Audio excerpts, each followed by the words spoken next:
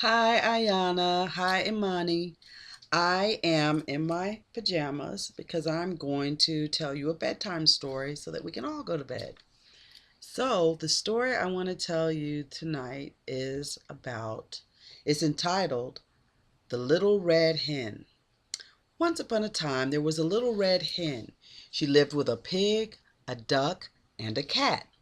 They all lived in a pretty little house which the little red hen liked to keep clean and tidy.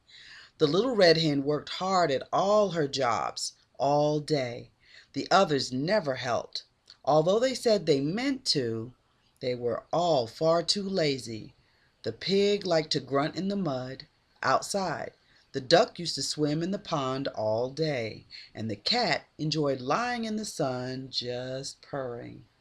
One day, the little red hen was walking in the garden and she was working really hard when she found a grain of corn. "Who will plant this grain of corn?" she asked. "Not I," grunted the pig from his muddy patch in the garden. "Quack, quack, not I," quacked the duck from her pond. "Not I," purred the cat from his place in the sun. So the little red hen went to look for a nice bit of earth. She scratched it with her feet and planted the grain of corn. During the summer, the grain of corn grew.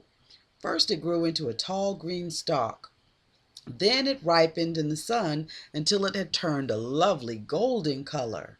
The little red hen saw that the corn was ready for cutting. "Who will help me cut the corn?" asked the little red hen. "Not I," grunted the pig from his muddy patch in the garden. "Quack, quack, not I," quacked the duck from her pond. "Not I," purred the cat from his place in the sun.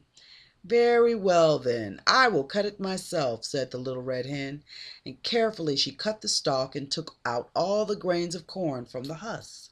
"So who will take the corn to the mill so that it can be ground into flour?" asked the little red hen. "Not I," grunted the pig from his muddy patch in the garden. "Quack, quack, not I," quacked the duck from her pond. "Not I," purred the cat from his place in the sun. So the little red hen took the corn to the mill herself and asked the miller if he would be so kind as to grind it into flour. In time, the miller sent a little bag of flour down to the house where the little red hen lived with the pig and the duck and the cat. "Now who will help me make the flour into bread?" asked the little red hen. I'm sure you can guess what they said. "Not I," grunted the pig from his muddy patch in the garden. "Quack, quack, not I," quacked the duck from her pond. "Not I," purred the cat from his place in the sun. "Very well," said the little red hen. "I shall make the bread myself." She went into her neat little kitchen. She mixed the flour into dough. Then she kneaded the dough and put it into the oven to bake. Soon there was a lovely smell of hot fresh bread. It filled all the corners of the house and wafted out into the garden. The pig came into the kitchen from his muddy patch in the garden. The duck came in from the pond, and the cat left his place in the sun. When the little red hen opened the oven door, the dough had risen up and had turned into the nicest, most delicious looking loaf of bread any of them had ever seen. "Now who is going to help me eat this bread?" asked the little red hen. "I will," grunted the pig. "Quack, quack, I will," quacked the duck. "I will," purred the cat. "Oh, no, you won't," said the little red hen.